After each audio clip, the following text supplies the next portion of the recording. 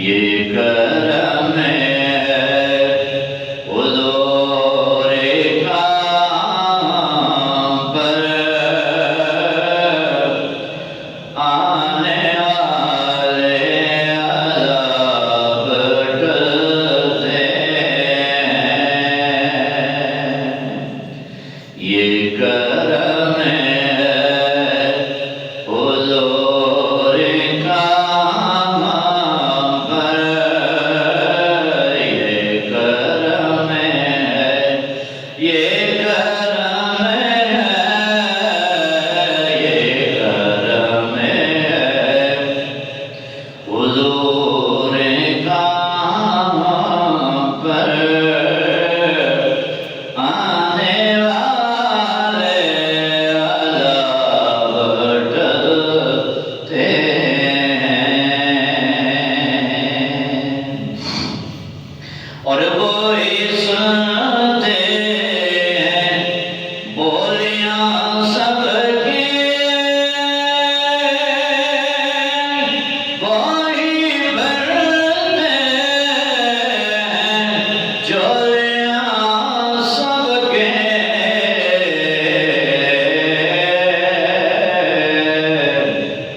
آؤ آؤ بازار مصطفیٰ کو چلیں، آؤ آؤ بازار مصطفیٰ کو چلیں، کھوٹے سے کے جہاں پہ چلتے ہیں،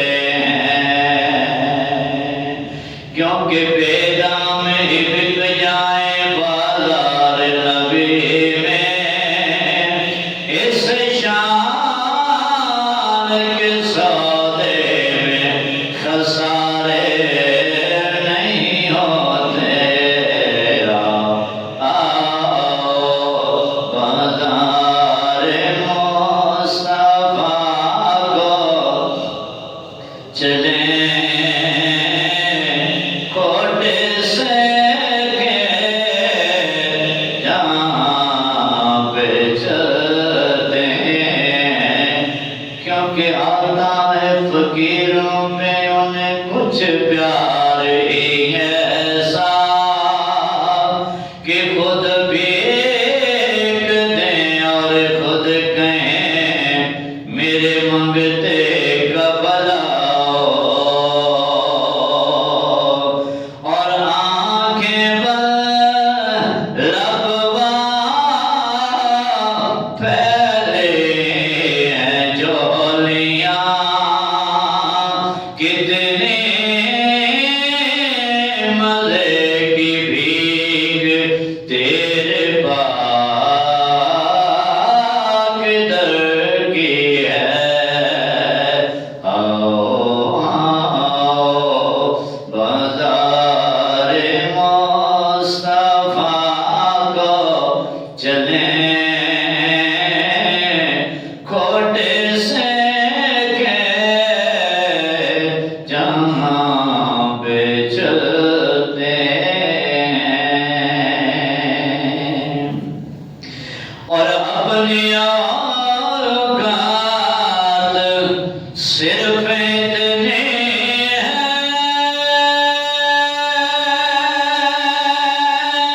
کچھ نہیں بات صرف اتنی ہے،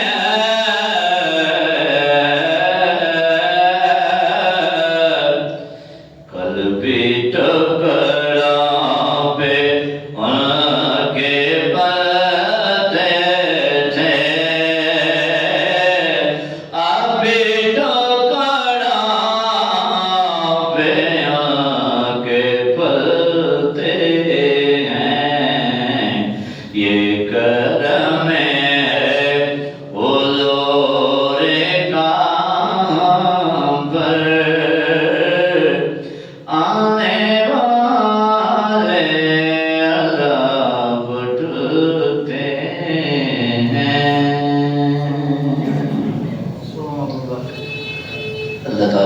جلالہ و امن والہ و اعظم شانہ و اتم عمرانہ کی حمد و ثنا بارگاہ حضور سرور کونین مالک کوثر شفیع معاشر و سار جہاں دستگیر زمان معصوم آمنہ احمد مجتبی جناب محمد مصطفیٰ صلی اللہ تعالیٰ علیہ وسلم کے دربار کرم میں اپنی عقیدتوں اور محبتوں کی نیاز پیش کرنے کے بعد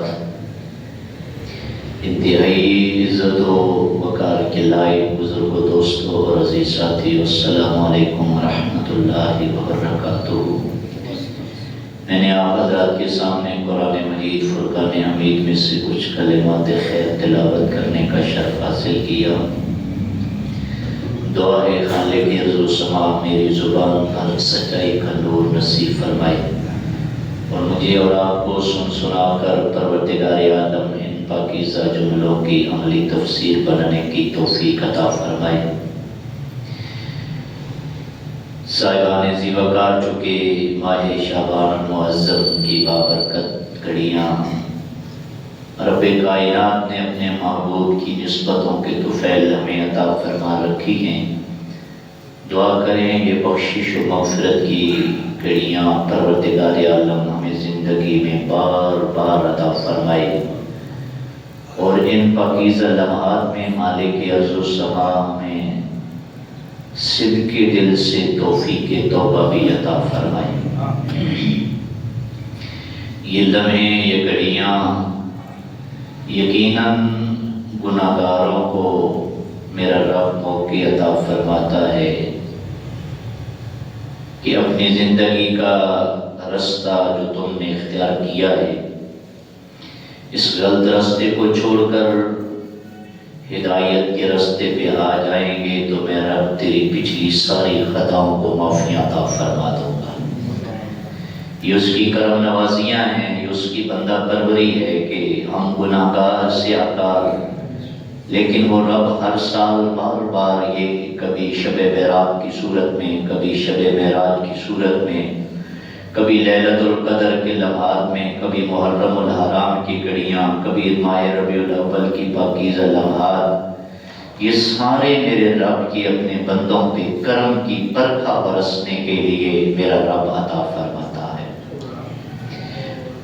اللہ رب العالمین ہمیں ان پاکیزہ لمحات میں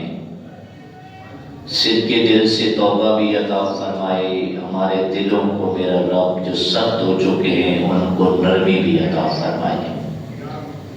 میرا آج کا موضوع سخن بھی یہی ہے،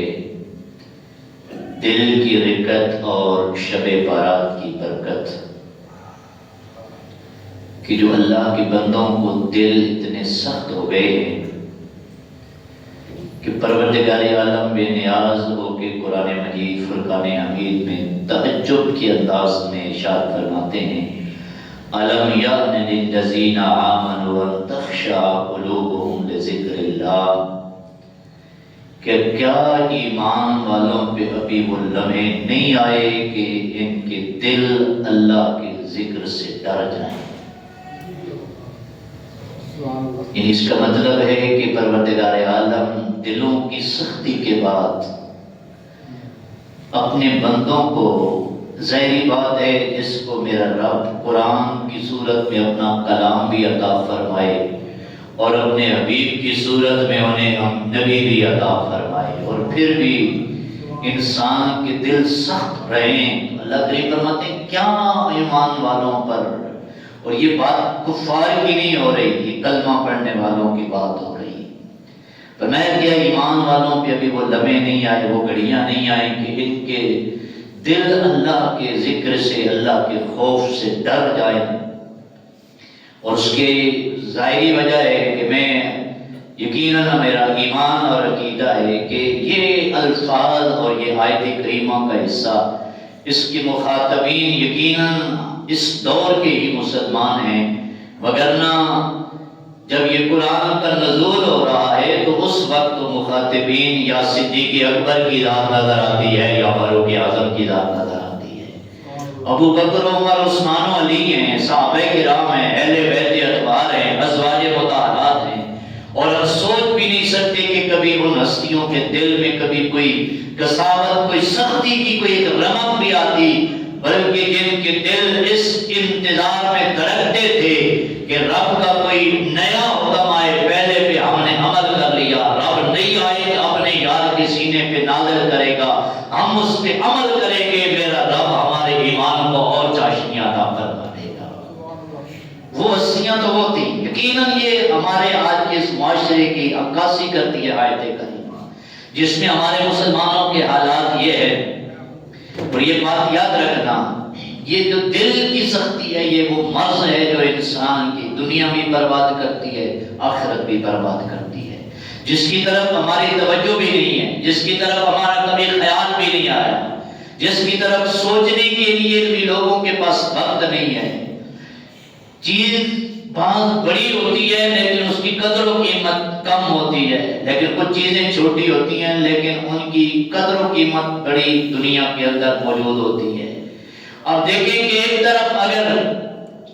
لوہے کا بہت بڑا فولاد بھی ہو تو اس کی اتنی قیمت نہیں ہے جتنی چھوٹے سے ہیرے کی قیمت ہوتی ہے۔ تو یہ سارے مناظر کو سامنے رکھیں تو انسان کا سارا جسم، اس کے اندر سب سے چھوٹا جو پرزہ ہے وہ انسان کا دل ہے،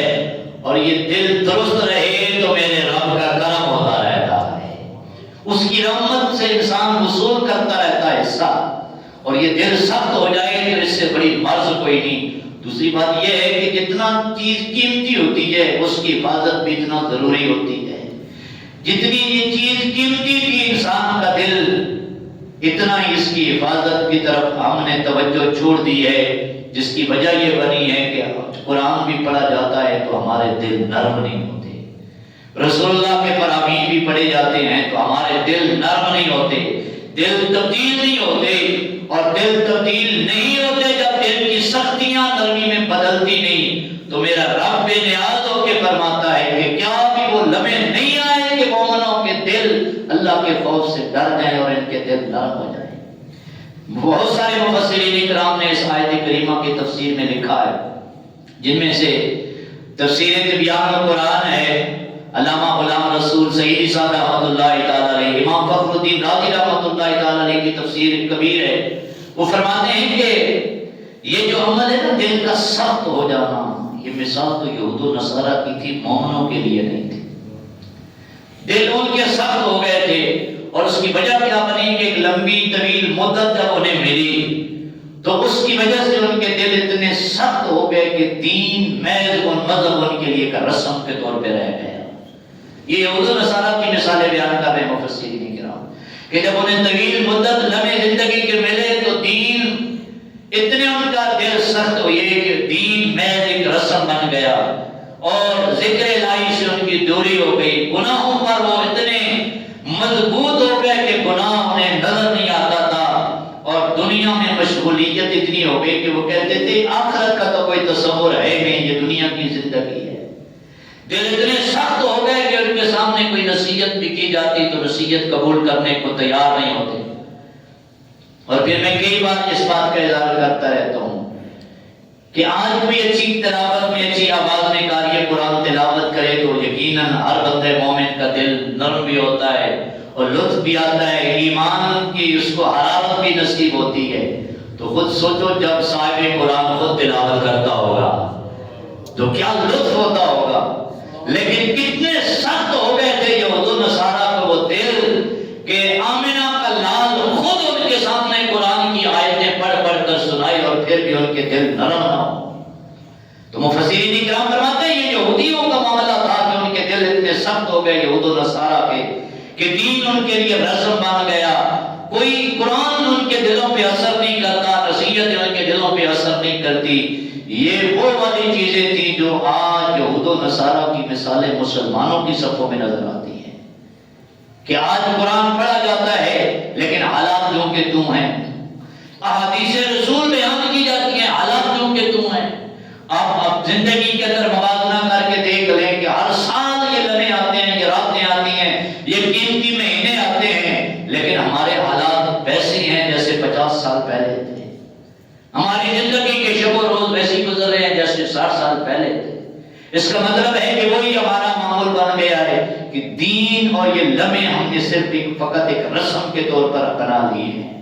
کہ شب برات بھی آئے گی تو رسم کے طور پر گزار لیں گے، شب قدر بھی آئے گی تو رسم کے طور پر گزار لیں گے، ماہ ربیع الاول بھی آیا تو رسم کے طور پر گزار لیں گے۔ یاد رکھنا یہ ماہ شعبان ہے، حضور کثرت سے اس کے اندر عبادات کرتے،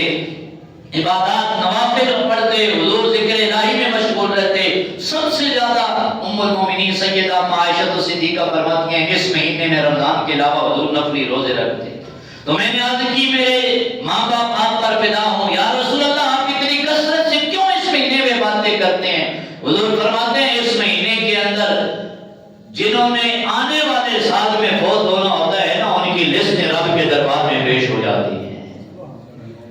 تو میں اس لیے یہ کثرت سے عبادات کرتا ہوں، ہو سکتا ہے یہ آخری مہینہ ہو، میری زندگی کا آخری سال ہو، آنے والے لمحے پتہ نہیں ملتے ہیں کہ نہیں، لیکن ہمارے وہ نبیوں کے تاجدار ہیں، کونین جن کے لیے سجائے گئے، لیکن ہمارے حالات وہ ہیں کہ دل اتنے سخت ہو گئے کہ نصیحتیں کرنے سننے کے لیے اور یہ معاملات اتنے گمبھیر ہوتے نظر آ رہے ہیں کہ آپ دیکھتے ہیں کہ دلوں کی سختیاں اتنی ہو گئی کہ کوئی چیز ہمارے دل پہ اثر نہیں کر رہی۔ لیکن اس کے ساتھ ساتھ امام فخر الدین رازی رحمۃ اللہ تعالی علیہ آپ صوفیاء کے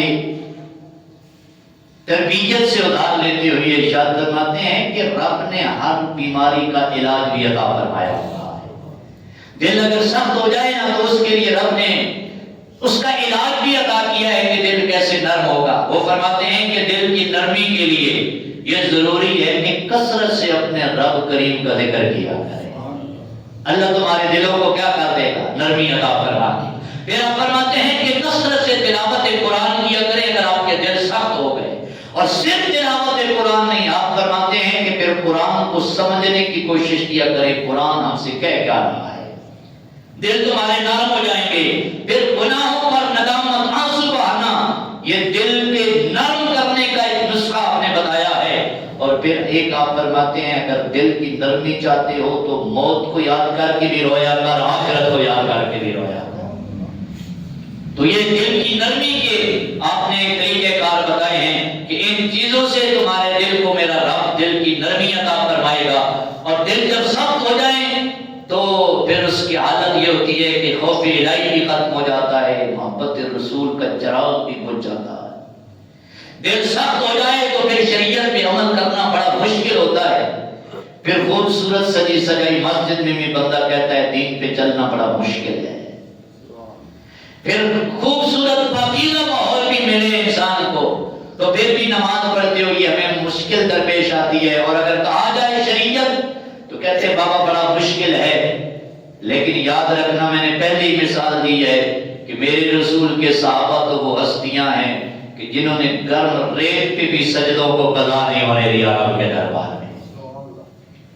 تو یہ دل کی سختی جب ہو جائے تو پھر شریعت پہ عمل کرنا مشکل ہو جاتا ہے۔ پھر آیات و حدیث کا اثر انسان کے دل پہ ہوتا نہیں ہے، پھر آخرت کی فکر ختم ہو جاتی۔ میں کئی بار کہا کرتا ہوں کہ لوگوں کو کہا جائے تو کہتے ہیں جی یہ زندگی گزارو سکون سے، آخرت کس نے دیکھی ہے؟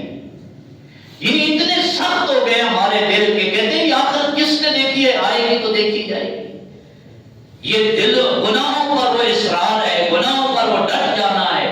اس کا ایک مطلب علماء نے یہ لکھا ہے کہ اس کا مطلب ہے کہ بندہ کہہ رہا ہے اس گناہ کی جو سزا ملنی ہے میں گناہ کی سزا برداشت کرنے کے لیے معذرت تیار ہوں۔ جو بندہ یہ کہتے ہیں نا کہ آخرت آئے گی تو دیکھا جائے گا، اس کا مطلب یہ ہے کہ پھر عذاب آئے گا تو میں برداشت کر لوں گا، دیکھا جائے گا۔ یاد رکھنا بڑا مشکل ہے۔ میرے حضور نے فرمایا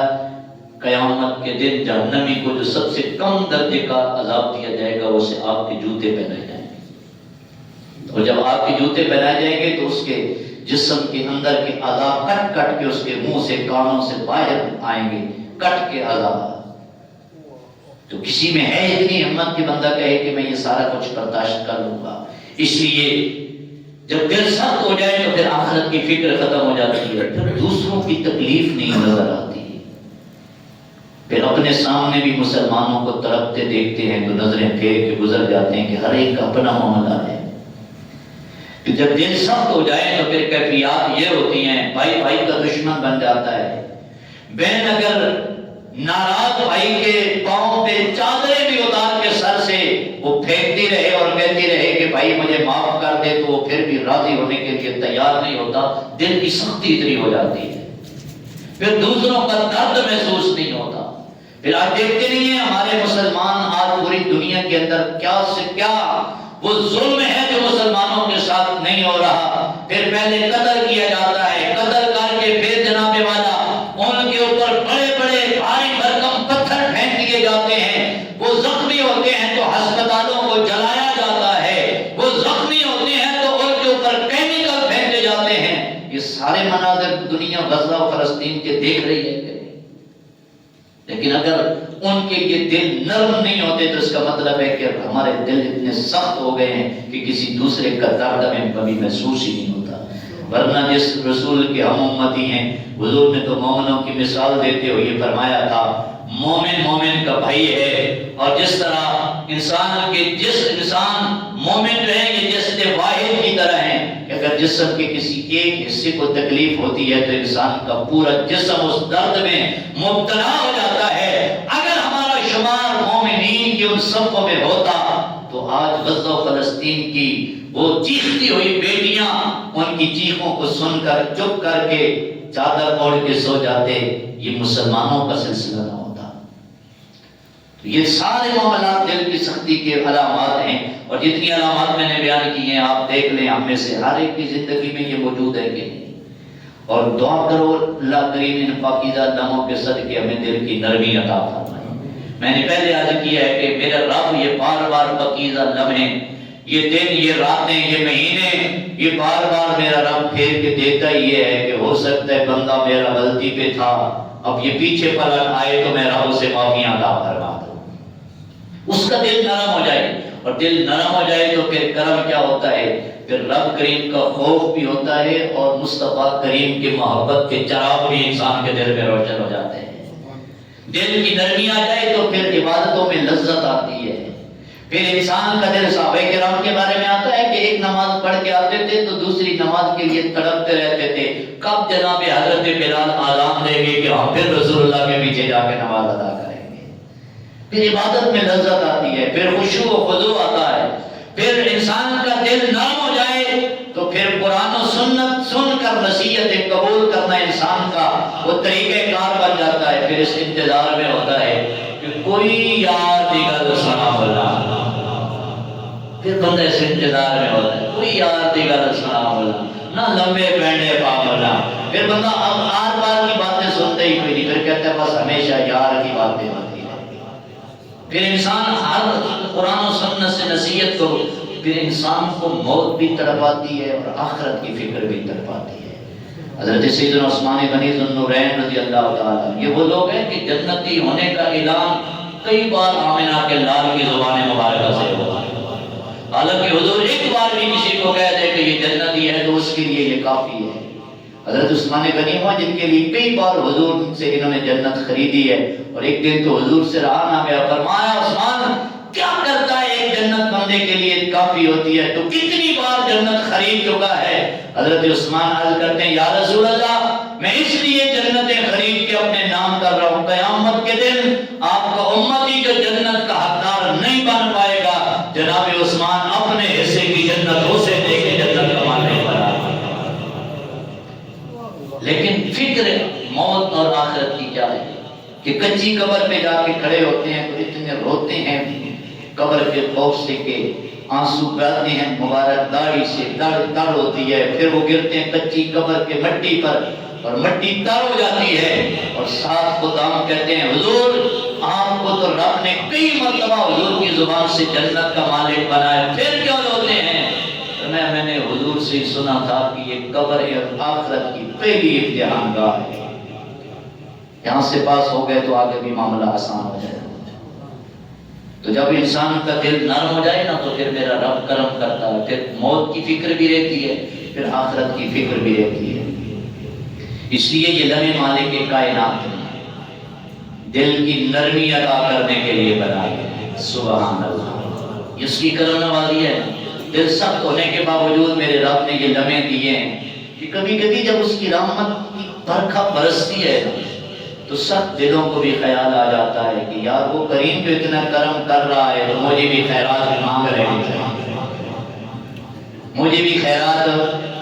مانگ لینی چاہیے۔ سنیے جی پھر خوبصورت ایک بات کہ یہ برکت والے لمحے آ رہے ہیں ماہ شب برات کے رات کے، یہ جو رات میرا رب ہمیں عطا فرمانے والا، دعا کرو اللہ اس گھڑیوں تک ہمیں پہنچنا عطا فرمائے اور ان گھڑیوں کی برکتیں ہمیں میرا رب نصیب بھی فرمائے۔ اب دو موضوع، آدھا موضوع میرا مکمل ہوا، اب آگے ذرا چلیں، دل کی نرمی اور شب برات کی برکت۔ سبحان اللہ۔ پروردگار عالم نے اعلان فرمایا علم یعلم الذین آمنوا ان تخشع قلوبهم لذکر اللہ۔ کیا مومنوں پہ وہ بھی لمحے نہیں آئے، وہ گھڑیاں نہیں آئیں کہ ان کے دل اللہ کے خوف سے نرم ہو جائیں، ان کے دل ڈر جائیں، ان کے دل نرم ہو جائیں۔ یہ وہ لمحے آتے ہیں شب برات لیلۃ القدر کی صورت میں، بڑے بڑے گناہگار بھی ان راتوں میں ان لمحوں میں آ جائیں، میرا رب ان کی پچھلے سارے قصور معاف کر کے انہیں اپنے نیک بندوں میں شامل فرما لیتا ہے۔ حضرت مالک بن دینار رحمۃ اللہ تعالیٰ علیہ آپ فرماتے ہیں لوگوں ان جناب لوگوں میں سے بندوں میں سے میں بھی میرا دل بڑا سخت، اتنا سخت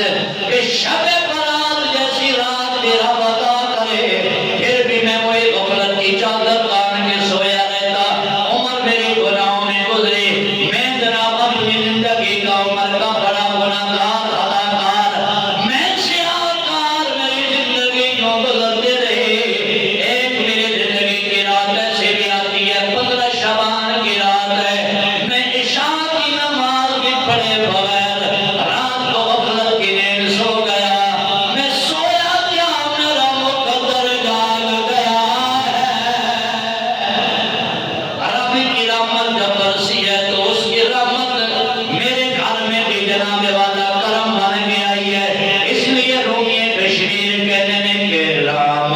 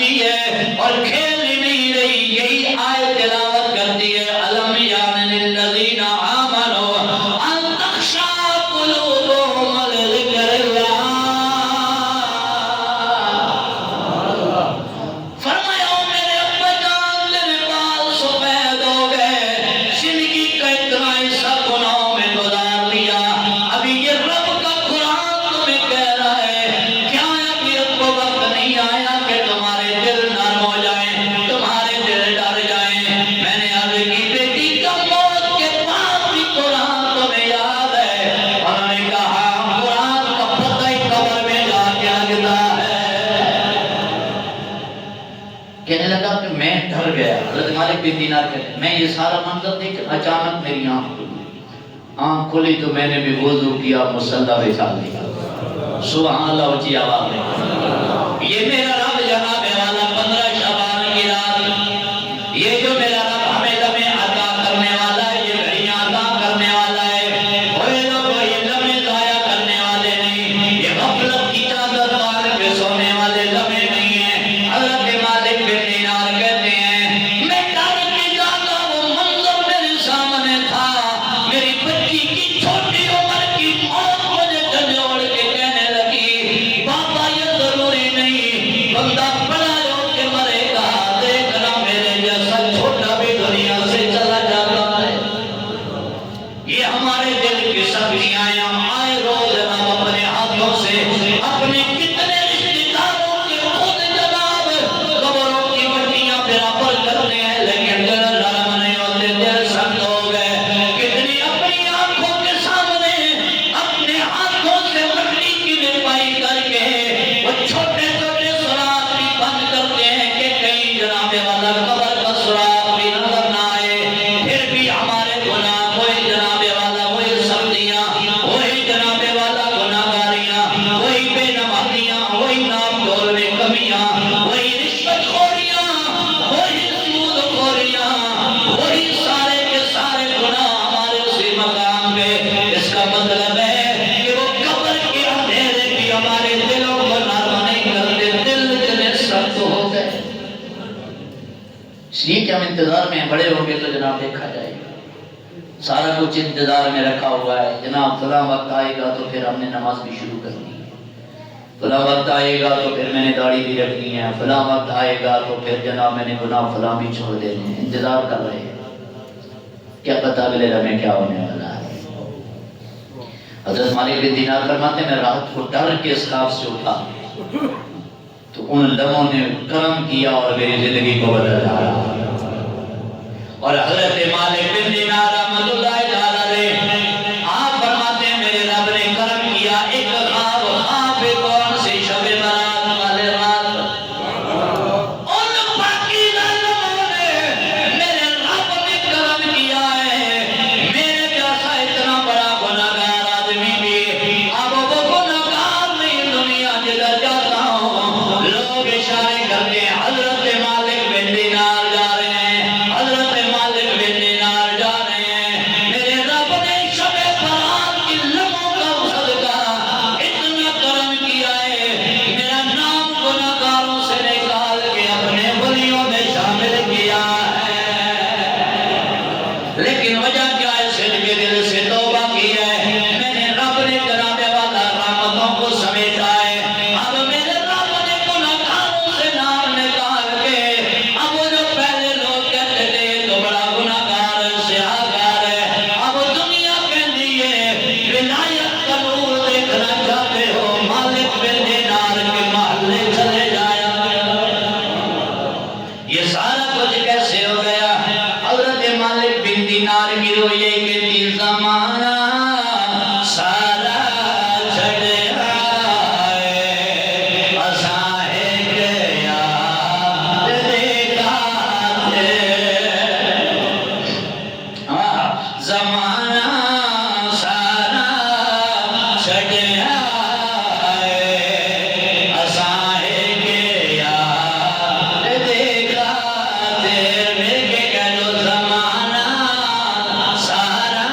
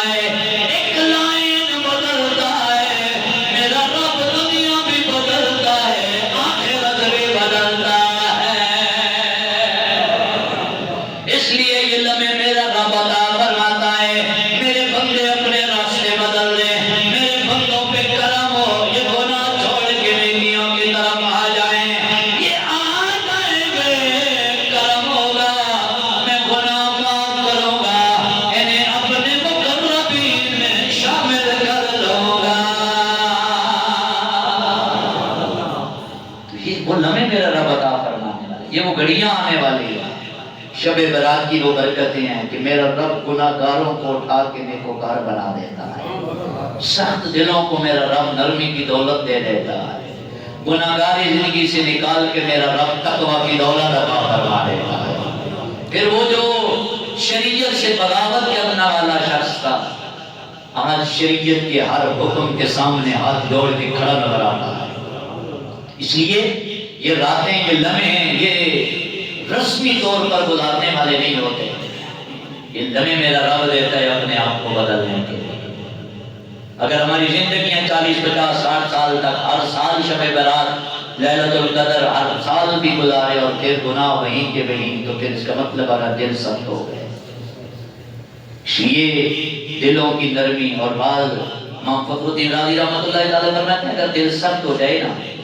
تو ایک نسخہ یہ ہے، صحبت صالح صالح ہونا، کسی نیک اللہ کے بندے کے قدموں میں بیٹھ جا، میرا رب تمہیں دل کی نرمی عطا فرمائے۔ ایک ہمارے دلوں کی سختی کی وجہ یہ بن گئی ہے کہ ہم نے یہ پاپوں کا در چھوڑ دیا ہے۔ یہ تعلیم نہیں بلکہ یہ جہالت عام ہو گئی ہے کہ لوگ آج اس حد تک باغی ہو چکے ہیں کہ لوگ کہتے ہیں معاذ اللہ جب خدا سے مانگنا ہے تو پھر رسول اللہ کے درمیان میں ضرورت کیا ہے، پھر اولیاء، پھر صحابہ اہل بیت کی ضرورت کیا ہے۔ پھر یہاں تک کہ ایک جاہل ترین بندہ بھی کہتے ہیں امام اعظم ابو حنیفہ کو ماننے کی ضرورت کیا ہے، دین حضور نے دیا ہے تو خود ہی عمل کرو۔ جن کی زندگیوں کی ایک ایک سانس یاد الہی میں گزرتی ہے،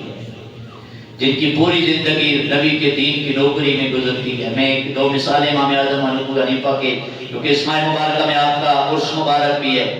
کہ قیامت تک حضور کا امتی جو بھی یہ نماز، روزہ، حج، زکوٰۃ کے احکام امام اعظم ابو حنیفہ کی تقلید میں عمل کرے گا، رب ان کے تربت میں بھی کرم نوازیاں فرماتا ہے۔ یہ جن طریقوں کی نمازیں ہم پڑھتے ہیں، جن طریقوں سے نماز تراویح ہم پڑھتے ہیں، جن طریقوں سے روزوں کی کیفیات ہم گزارتے ہیں، یہ وہ طریقے ہیں جو امام اعظم ابو حنیفہ نے ہمیں بتائے ہیں۔ اس کی وجہ کیا ہے کہ امام اعظم ابو حنیفہ فقہ کے تمام ائمہ کے امام اور استاد ہیں، اور آپ وہ واحد فقہ کے ائمہ میں سے امام ہیں جن کو رب نے صحابہ کے جلوے دکھائے ہیں۔ کتنے صحابہ کے ساتھ انہوں نے وقت گزارا، ان کے ساتھ نمازیں پڑھی ہیں۔ اس وجہ سے کثرت کے ساتھ حضور کی امت امام اعظم ابو حنیفہ کی تقلید کرتی ہے۔ انہوں نے وہ والی نمازیں دیکھی ہیں جو جن صحابہ نے رسول اللہ کو کرتے دیکھا ہے۔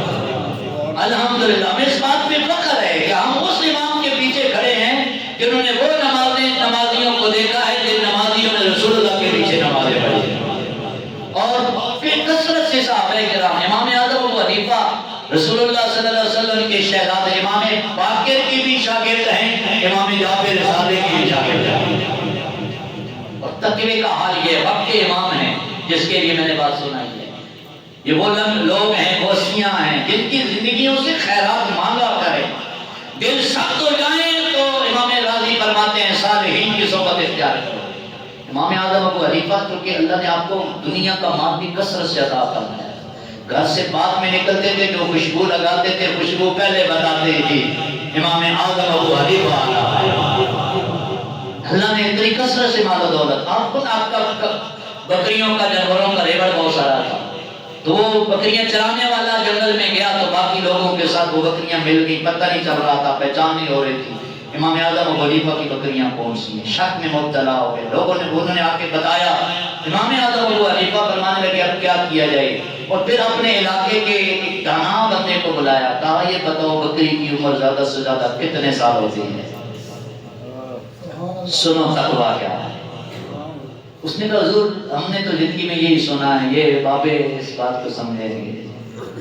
ہم نے تو یہی سنا ہے کہ تقریباً 7 سال ایوریج عمر ہے بکری کی۔ پھر امام اعظم ابو حنیفہ نے اعلان کر دیا 7 سال تک میرے گھر میں بکری کا گوشت نہیں بننا چاہیے، کہیں ایسا نہ ہو کہ وہ بکری جو اصلی مالک کی نہیں تھی وہ کسی اور نے بیچ دی، قصاب کو اس نے گوشت بنایا، گوشت بک کے امام اعظم کے گھر آ جائے، کہیں حرام کا گوشت امام اعظم کے اندر نہ چلا جائے۔ 7 سال تک گوشت نہیں کھایا۔ ہم اپنے نظریں ذرا پھرائے، ہماری کیا ہے؟ وہ بابے بلے شاہ نے کہا تھا خون بھی پیتی جانے ہوتے آج بھی پیتی جانے ہاں بے شک نہ بولے لیکن میں خود اس بات بابے بلے شاہ ایمیں نہیں چھوٹیا میں تخیل دے خون بھی پیتی جانے ہوتے آج بھی پیتی جانے ہو پی کے لو یتیمانہ دے بھاج مسیحی جانے ہو پھٹ دلانے سینے نہیں ٹوپیاں سیتی جانے ہو نفس سے چھری پھیر دے نہیں کہ تم نے کیتی جانے ہو دسو تو صحیح نہ بولے شاہ ہے کہ کیتی جانے ہو ہم تو سود بھی کھائیں تو پھر بھی کہیں ہمیں امام اعظم ابو حنیفہ کی ضرورت نہیں ہم تو حرام بھی کھائیں تو کہیں ان باپوں کی ضرورت نہیں ہم تو جناب رشوت سارا دن بھی دے تو کہیں یہ مولویوں کے دھندے ہیں امام اعظم ابو حنیفہ کی تقریب کی ضرورت کیا ہے سارا دن بندہ لوگوں کے مالوں کے غصب قبضے بھی کرے اور شام کو کہے مجھے وسیلہ مصطفیٰ کی ضرورت ہی نہیں ہاں ہمارے دل تو اتنے سخت لوگ ہیں لیکن ایک طرف وہ لوگ ہیں وہ ہستیاں ہیں دل کی نرمی یہ ہے کہ 7 سال تک گوشت نہیں کھایا کہ یہ شک والا ہو گیا اور آپ ایک جنازے میں چلے گئے ایک آدمی نے آپ سے قرضہ لیا ہوا یہ علماء نے لکھا ہے فقہی مسئلہ ہے شریف اگر کسی کو قرضہ دیا ہوا تو جب تک وہ بندہ قرضہ واپس نہ کرے نا اس وقت تک اس سے تحفے تحائف لینا بھی جائز نہیں ہے امام اعظم ابو حنیفہ سے ایک بندے نے قرضہ لیا ہوا ہے اور آپ جنازے پہ گئے تو اتفاقاً اسی بندے کے گھر کے ساتھ جنازہ تھا کھڑے تھے سخت ترین دھوپ تھی تو لوگوں نے کہا حضور مہربانی کریں یہ دیوار کا سایہ ہے سائے میں کھڑے ہو جائے ابھی جنازے میں تاخیر ہوگی تو آپ نے فرمایا نہیں میں اس دیوار کے ساتھ نہیں کھڑا ہوتا میں اس کے ساتھ نہیں کھڑا لوگوں نے آج کی حضور یہ سایہ اسی دیوار کا اور کوئی سایہ نظر نہیں آ رہا مہربانی کریں آپ اس سائے میں آ جائیں آپ نے کہا اس بندے نے اس گھر کے مالک نے مجھ سے قرضہ لیا ہوا ہے اور مجھے ڈر لگتا ہے کہ اس کے گھر کی دیوار کے سائے میں کھڑا ہوں اور وہ قرض سے زیادہ چیز آ جائے تو کہیں سود میں شامل نہ ہو جائے یہ ہے دل کی نرمی جنہیں میرا رب دل کی نرمی عطا کرتا ہے اس لیے یہ لمحے آ رہے ہیں رب کریم کی بارگاہ سے رو رو کے اپنے دل کی نرمیاں مانگیں کم سے کم حضور فرماتے ہیں روتے نہیں ہیں رونے والی حالت تو بنا ہوا ہے اس لیے میرا میر امام فخر الدین رازی رحمۃ اللہ علیہ آپ فرماتے ہیں کہ دل سخت ہو جائے کوئی جناب والا نہ قرآن اثر کرے نہ حضور کا فرمان اثر کرے نہ کوئی کسی کی تلقین اثر کرے بابا جی کیا کرنا چاہیے آپ فرماتے ہیں پھر گولڑے شریف چلا جاؤ ہم ان کی صحبت صالحین کا مطلب یہ ہے گولڑا شریف چلے جاؤ بڑی سرکار کے قدموں میں جا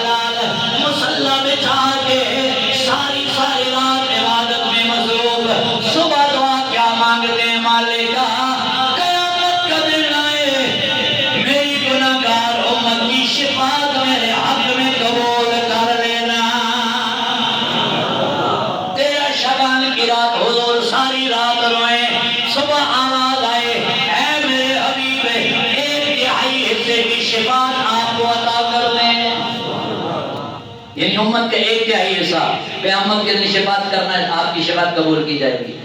14ویں رات آتی ہے، حضور کو آرام آیا، جو نہ بھولا ہم غلاموں کو رضا، یاد اس کی اپنی عادت کیجئے۔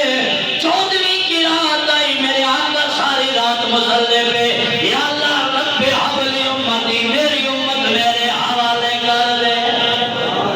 صبح جناب آواز آتی ہے، میرے حبیب 2/3 حصے کی شفاعت آپ کو دیتے ہیں، قیامت کے دن شفاعت کرنا آپ کا کام ہے، آپ کی امت کے گناہگاروں کو بخشنا ہمارا کام ہے۔ یہ 15ویں کی رات آئی، شب برات برکت والی رات آ گئی، حضور پھر رب کے دربار میں ساری دنیا اپنے لیے روتی ہے، آمنہ کا لال ہم گناہگاروں کے لیے روتا ہے۔ پھر کیوں نہ کیے کون دیتا ہے دینے کو چاہیے، دینے والا ہے سچا ہمارا نبی، سب سے اعلیٰ والا۔ 15 شعبان کی رات حضور پھر مصلی پہ ساری رات روئے، ساری رات صبح آتی ہے، رات کتا یار کیا جاتا ہے، عرض کرتے سنیا اے گناہگار میرے حوالے۔ اب تو آواز آئے سبحان اللہ کی، یا اللہ میری امت میرے حوالے، قیامت کے دن شفاعت کرو۔ میرے رب نے فرمایا جان سنیا حبیبا، اس برکت والی رات کے صدقے میں ساری امت کی شفاعت تیرے ہاتھ دیتے ہیں۔ یہ وہ رات ہے جو کرم والی رات میں میرے رب نے حضور کی امت کا معاملہ بھی اپنے یار کے ہاتھ میں دے دیا۔